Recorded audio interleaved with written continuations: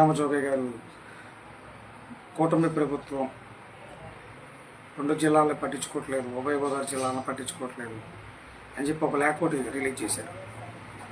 ఆ లేఖలో సారాంశాలు వాటర్ ఇట్లా గోదావరి వాటర్ గురించి, పంచాయతీల గురించి సిమెంట్ రోడ్డు అయితే జరిగిపోయినారు.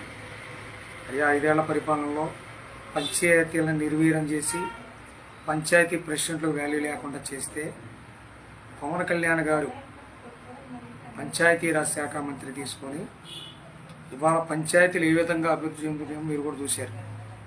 కానీ మీ స్పీచ్ మొత్తం మేము విన్నాం. మీ స్పీచ్లో ఎక్కడా కూడా పవన్ కళ్యాణ్ గారి పేరు, ఆయన చేస్తున్న మంచి పనులు, ఆయన తీసుకున్న తర్వాత ఉప ముఖ్యమంత్రి అయ్యి పంచాయతీరాజ్ శాఖ మంత్రి కానీ, అటవీ శాఖ మంత్రి కానీ ఆయన తీసుకున్న పోస్ట్ పోలియోలకి ఆయన ఏ విధంగా న్యాయం చేస్తున్నాడు దాని గురించి మీరు మాట్లాడుతున్నారు. ప్రస్తావించకుండా అంటే పవన్ కళ్యాణ్ గారు చేస్తున్న ఏ ఒక్క అభివృద్ధి కార్యక్రమం నుంచి కూడా మీరు మాట్లాడలేదు. గత ప్రభుత్వం సీఎం శంకుస్థాపన చేశాడు, వాటి గురించే మీరు మాట్లాడుతున్నారు. పవన్ కళ్యాణ్ గారు ఈ రాష్ట్రానికి డిప్యూటీ ముఖ్యమంత్రిగా ఉన్నారు. నారా చంద్రబాబు నాయుడు గారు ముఖ్యమంత్రిగా ఉన్నారు. బీజేపీ అలయన్స్లో మొత్తం ఎన్డీఏ కూటమి వాళ్ళ యొక్క లక్ష్యం ఈ రాష్ట్రం మొత్తం కూడా అభివృద్ధి చెందటం. గవర్నమెంట్ వచ్చి ఇప్పటికే 5 నెలలు అయింది. జోగయ్య గారు ఇంకా 4.5 సంవత్సరాల టైం ఉంది. ఈ 4.5 సంవత్సరాల్లో మీరు అడిగిన సిమెంట్ రోడ్లు వేయటం కాదు, పంచాయతీలు అన్నారు.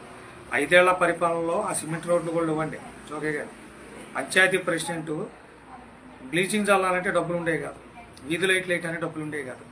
అలాంటి స్థితిలోంచి ఈరోజు పవన్ కళ్యాణ్ గారు ఉప ముఖ్యమంత్రి అయిన తర్వాత ఏ విధంగా ముందుకెళ్తుందో మీకు తెలుసు.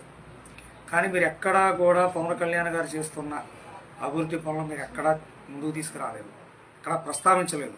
అది చాలా బాధేస్తుంది. మీరేమీ కంగారు పడకండి.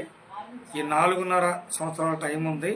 ఈ 4.5 సంవత్సరాల్లో ఈ ఉభయ గోదావరి జిల్లాలని స్టేట్లోనే నెంబర్ 1 స్థాయిలో తీసుకొచ్చే బాధ్యత పవన్ కళ్యాణ్ గారు తీసుకుంటారు. మీరు ఎక్కడా వర్రీపడొద్దు. ఈ లేఖలో తీసుకొచ్చి ఏదో మీరు ఆల్రెడీ హోమ్ మినిస్టర్ చేశారు, ఎంపీ చేశారు, మళ్ళీ కొత్తగా మీరు ఎక్స్పోజ్ అయ్యేది ఏంటంటే ఆ రోజు కూడా లేఖలో యుద్ధంతో పవన్ కళ్యాణ్ గారిని కన్ఫ్యూజ్ చేసి ఏదో చేద్దామని చూశారు.